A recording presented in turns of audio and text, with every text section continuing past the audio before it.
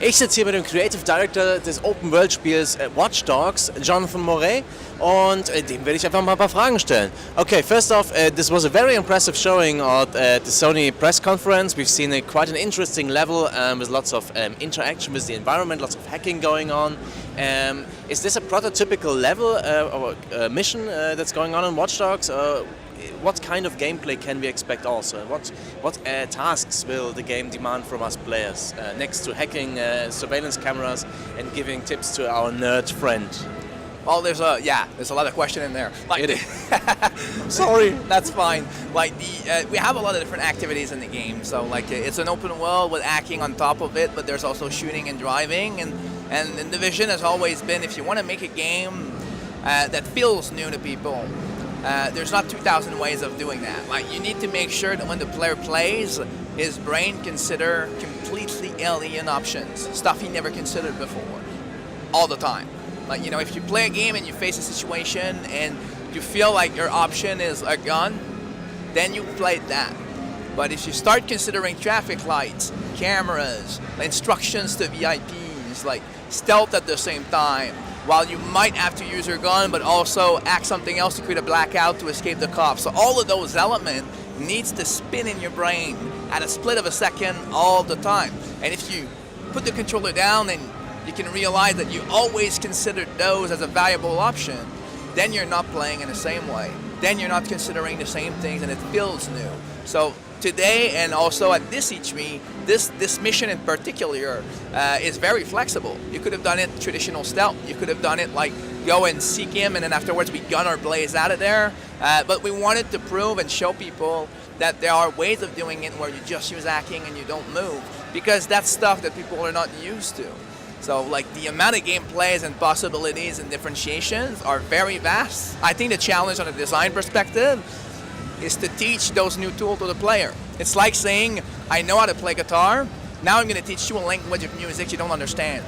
That's long, that's hard. If we can pull that off at the beginning of the game and make sure the player gets comfortable with that layer, then he's going to consider it as a viable option, and only then he's going to say to his friend, well, it really feels fresh.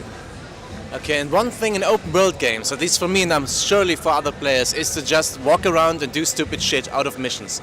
And now we've got the new hacking features, so what kind of stupid shit can I do just walking down the street just to amuse myself? That's interesting.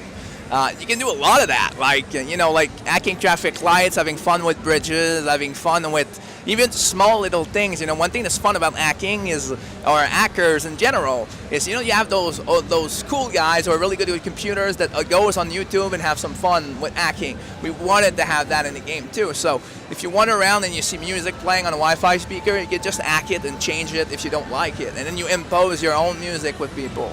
You can have a lot of fun like that. And we're also bending the rules from time to time. If you see kids' toys and stuff like that, anything that's remotely controlled, we really want to have fun with those too.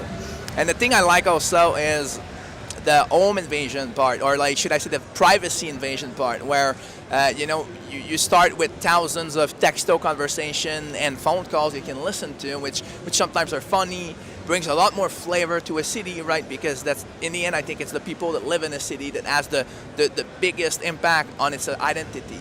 So we wanted to have that layer. And when you get inside homes and webcams, it makes you think, first of all, about free Wi-Fi and what that means to a certain extent. It also makes you witness moment of life. You cannot always put kids on the street in the kind of game we're making for obvious reasons, but you can put a glimpse of those things, like the kids' presence and nice moment, nice little moment of life that you can relate to, that makes you smile. It doesn't have to always be very dark. And other time you can explore stuff that maybe you didn't want to see, like loneliness or an elder person that is alone and nobody talks to, and then that makes you a bit sad. And then balancing between those two kind of emotions all the time as you're following the story of Aiden Pierce, I think helps the player appreciate the world for what it is, and remember that human beings are sophisticated. They're not just hopeless or entirely positive.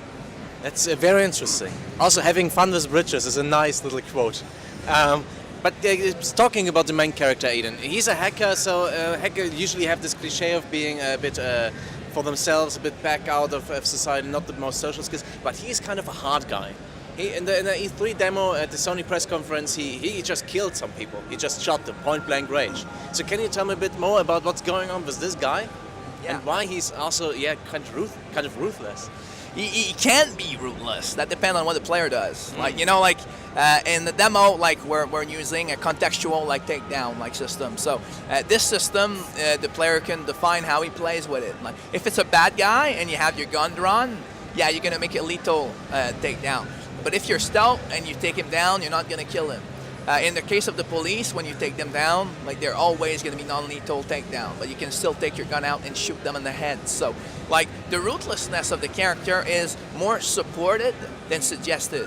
The one thing that forced, like should I say. And when we go into a demo like E3, one thing you really want to make sure is provoke those questions by showing the worst ones, so you can explain those things, but also to see if the people react to them.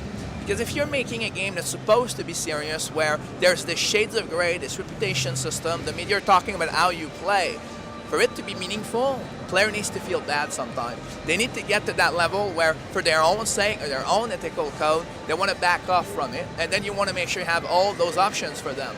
Going stealth, like even going stealth in cars to not cause all this mayhem with the car chases with cops. Like, you're not forced to cause accident. And if you cause accident, then you should have dynamic, civilian rescue moments so that you can undo what you've done. All of those things are a gigantic pain to build, but they bring something to the table. When we started the project, I had a nice observation, like for myself for the project, where my wife is a nurse. She's come from a very different world than me, and I'm ashamed to say it, but when I drive on a highway together and we see an accident on the other side, I'm like, I could sometimes look at it and have this little microscopic small moment when I'm like, I wonder what the accident was like, which is a terrible thing to say, because our first reaction is, oh shit, I wonder how they are. And we're not really good in game about I wonder how they are. We're more like, oh, cool accident, multiple 200, awesome.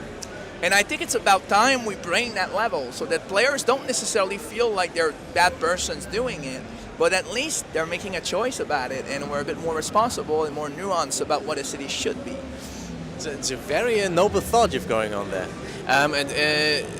One thing you also showed, especially in the demo after here at the Ubi booth, is that your game can be invaded by other players that try to hack you. So how exactly can I imagine this in playing the game? If I want to hack another one's game, how do I get, what's the interface to do this? What possibilities do I have, and what do I gain from that? Oh, there's a few ways of triggering it. The one thing we do is we merge it into the free roaming in a nice way, so it never feels like this annoying pop-ups that arrive all the time. It needs to feel completely natural. So when you play it, you could have someone who end up being in your game, telling you, and winning at telling you, leaving, and you never knew about it. And from your perspective, it doesn't change anything until you tell someone else. And now you tell someone, and at some point you're like, wait a minute, I did that mission before. And then you go back to your game, you're successful, then you do another one, and you're like, there's someone in here, I'm not sure. And you create that little paranoia that maybe someone is there. If you manage to figure it out, you're going to have a huge reward, but that's very hard to do when you're playing your own game. We have other scenarios like the one we've shown today where you get hacked directly. This is where you're more like, oh shit, there's someone here, I need to find him. So this works pretty simply. Like, you can go into what we call the grid and find people out there. And for rewards and stuff, you can decide to go and take a contract to hack those persons. And then you seamlessly get into their game and you start hacking them. They need to defend themselves, and when the thing finishes, we dynamically separate you afterwards. And the important part is, at this moment, we have a firewall activated. So if the player decides to retaliate and start hacking back people, of course the firewall is going to go down. But if you want to break, then he's protected for a while. He can also pull the plug if he doesn't want to. Like, that's always an option. But in the way we designed it, it feels almost like it's another free roaming activity. So it's not that annoying. It's the opposite. It creates this new emergent moment that is not just about shooting other people. It has more depth to it, more nuance. It seems to me this is one of the big things of the new console generation, just adding some online features and some connectivity into a single player experience. You think this will be a huge part of next gen, and what are the chances of these features, and what are the difficulties? Because people are assholes. They are, really are. Yeah, well, actually, there's an interesting. It's an interesting question. Like the way I see it, this generation, this being the new generation of console, I don't think it's about machine anymore. I think it's about the player. It's about, I think the player will define what next gen will be. By that, what I mean is, we're all changing in a society. Our relationship with internet is evolving every day, and I think that as designers, we have to consider that. As players, they have to try and open their mind to new ways of playing. And the reason why I'm saying they will shape it is because we will have to adapt to their reaction. And I think we need to be bold. We need to try new stuff. We need to learn about how people will collectively react to those things and adjust accordingly. And the best way to do that is to avoid those old school design lazy statements. And I'm not saying that to be pretentious, but saying something like, oh no, we cannot have someone in my game, he's going to fuck it up. That's a lazy way of saying I don't want to design that thing. It sounds hard, but I think it needs to be done, and people are way more ready than they were 10 years ago. That is the kind of exploration I would do. Would that be the big thing of next gen, that specifically single player, multiplayer, merge? I don't think that's going to be specifically that. I think what will happen is we're going to learn how collectively society wants to play together beyond just shooting themselves in the face. And by trying that, I think we're going to discover exciting thing in the next couple of years.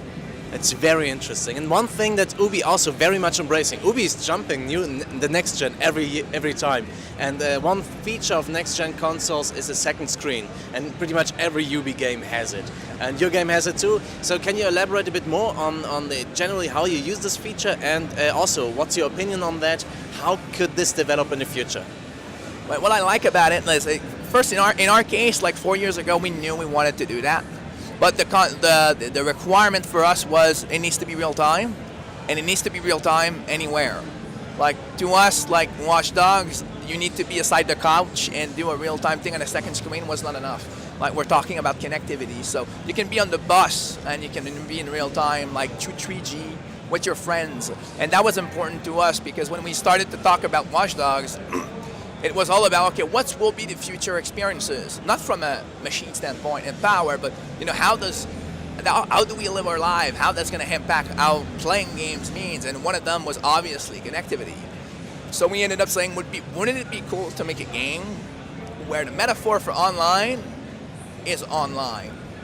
So that you can do anything you want for the game, and the player never feels like he's being done by some kind of Me Too feature.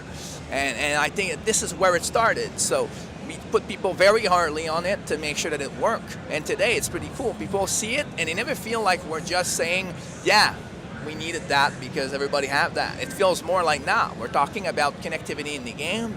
So we need to bring this extra gaming connectivity part where people can connect with you. And it just reinforces the idea also of, two players being able to hack each other. Like it all goes to this sense that everybody is watching.